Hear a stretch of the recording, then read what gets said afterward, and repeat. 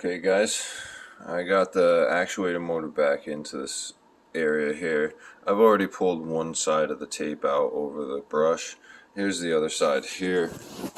We're just gonna set you up nicely. Alright. Okay.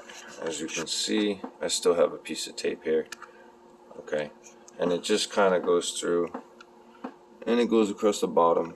No big deal, it's not gonna hurt anything. Okay, we're gonna pull the tape off of the bottom.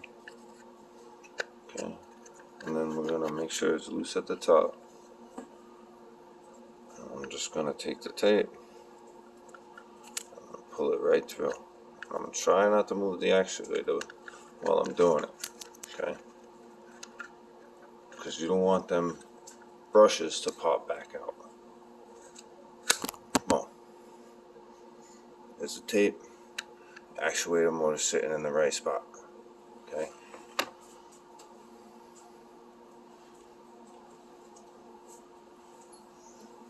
Now you're just going to replace your whole actuator motor with a computer card. You can see it spins freely, not an issue at all.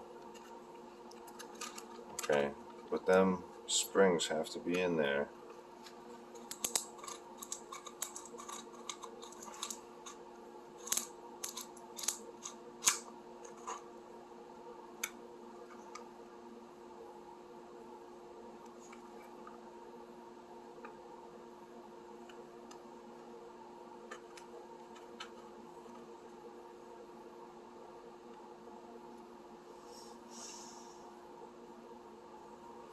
There you go. And I will update you as I go.